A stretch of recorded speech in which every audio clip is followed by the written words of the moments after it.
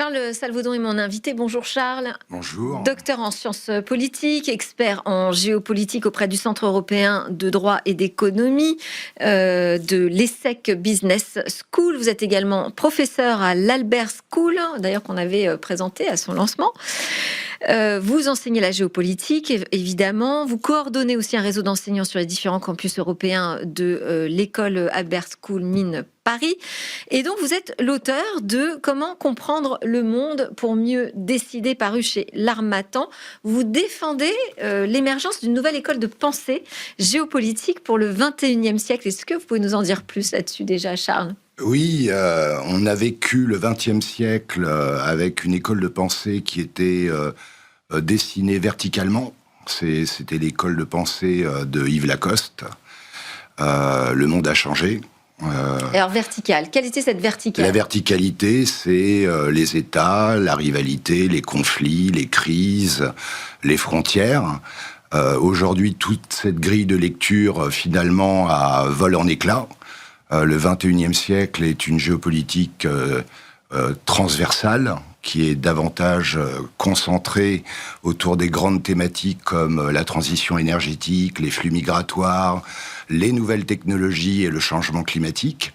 Et cette transversalité ne pourra plus être réglée par des États tout seuls dans leur coin.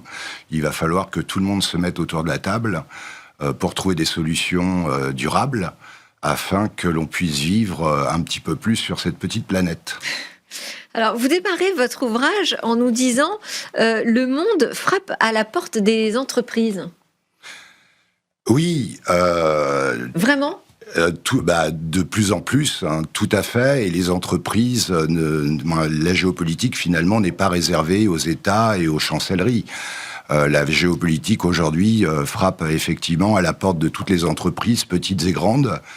Et les dirigeants de ces entreprises doivent absolument intégrer la géopolitique dans leur stratégie. Mais c'est nouveau, ça ? Cette irruption de la géopolitique dans l'entreprise pour le décideur ? Avant, on n'appelait pas ça les risques géopolitiques, on appelait ça les risques tout court. Donc il y a une sémantique qui s'est un petit peu rajoutée à la notion de risque. Mais encore une fois, les temps changent, les temps s'accélèrent. Le monde finalement se rétrécit, est davantage globalisé, mondialisé. Les interdépendances des différents États entraînent également des interdépendances au niveau des entreprises, des économies. Et donc, effectivement, la géopolitique frappe de plus en plus à la porte des entreprises. Et les entreprises, les dirigeants, mais également les conseils d'administration, doivent intégrer rapidement désormais, parce que c'est crucial pour leur pérennité, la notion de géopolitique à l'intérieur de leur stratégie. Mais vous dites que c'est un outil de pilotage aujourd'hui, cette géopolitique, en tout cas quand on la comprend et qu'on la maîtrise, qu'on s'y intéresse. Ça a toujours été le cas quand même. Vous dites, avant on appelait ça les risques, mais on prenait en considération le contexte international. C'est exact, c'est juste, sauf que la notion de géopolitique, encore une fois, du fait des interdépendances de plus en plus grandes des économies, incite davantage les entreprises à prendre en considération, non plus finalement à éteindre les feux, mais à anticiper les crises. Et ces crises, comme on le voit aujourd'hui, les exemples sont légion, comme le détroit d'Ormuz, par exemple, avec tout ce qui est pétrole, gaz,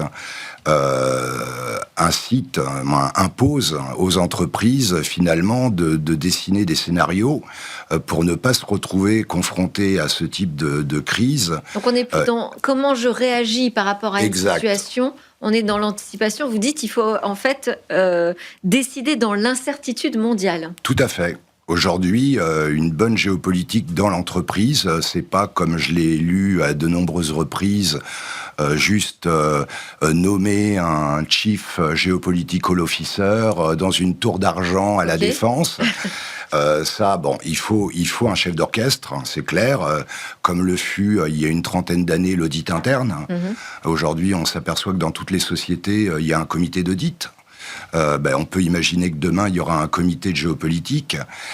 Mais ce qui est très très important, au-delà du maestro et du chef d'orchestre qui va diffuser la philosophie de la géopolitique au sein de l'entreprise, il va falloir s'attaquer davantage à la formation des opérationnels. Et je parle de géopolitique opérationnelle, oui. C'est-à-dire les gens qui sont en première ligne sur le terrain et qui vont devoir davantage être sensibilisés à cette géopolitique, à savoir les risques géopolitiques, que ce soit dans les ressources humaines, la finance, tout ce qui est chaîne d'approvisionnement, aussi cybersécurité, et puis également tous les critères finalement qui mesurent les matières premières, mais en fait finalement les opérations.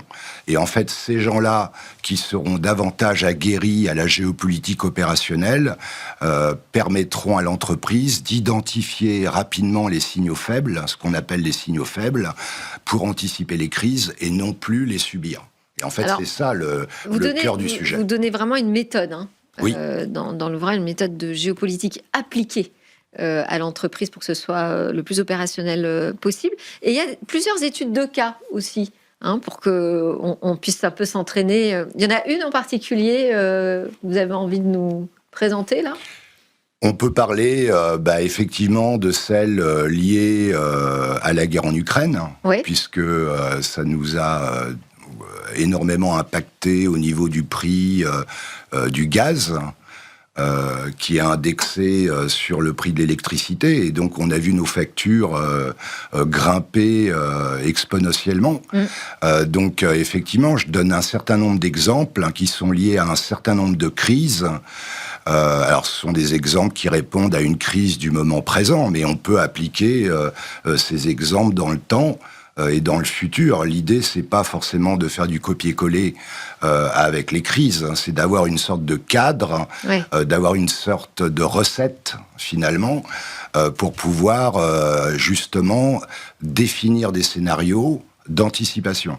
Parce que le cœur du sujet, c'est encore une fois, une bonne géopolitique appliquée dans l'entreprise doit permettre d'anticiper les crises et non plus d'éteindre les feux. Et vous faites même une liste des risques émergents par région. Vous n'avez pas peur que ça effraie un peu les dirigeants, tous ces risques, ces nouveaux risques à prendre en compte ? Encore une fois, les dirigeants n'ont pas le temps de se transformer en experts de la géopolitique. En géostratège. Oui. Voilà, ils ont déjà un agenda relativement chargé. Oui. Par contre, à l'intérieur de leur COMEX, il serait souhaitable qu'ils aient des gens justement aguerris à la géopolitique. Alors quand on parle de gens aguerris, il faut des gens hybrides finalement. Il faut des gens qui aient à la fois ce qu'on appelle la big picture, c'est-à-dire la vision macroéconomique de la géopolitique, mais également la vision microéconomique. Ouais. Et arriver en fait à transcrire... À ce moment-là, il va peut-être falloir penser à renégocier nos contrats, par exemple. Ça va avoir beaucoup d'incidences et de conséquences. Mais déjà, la difficulté est de trouver les bonnes personnes à recruter dans l'entreprise à ce type de rôle. Ouais. Parce que c'est pas aussi simple de trouver des gens qui ont cette hybricité, ou alors, en fait. Écoutez, Charles, on peut faire de la formation en interne, professionnelle, et on confie votre livre aux personnes qu'on souhaite faire monter sur ces sujets, par exemple. Avec plaisir. Merci beaucoup, Charles Salvaudon. Je rappelle que vous êtes à l'origine de cet ouvrage « Comment comprendre le monde pour mieux décider, géopolitique pour l'entreprise » paru chez L'Harmattan. Allez, on poursuit avec notre grand entretien.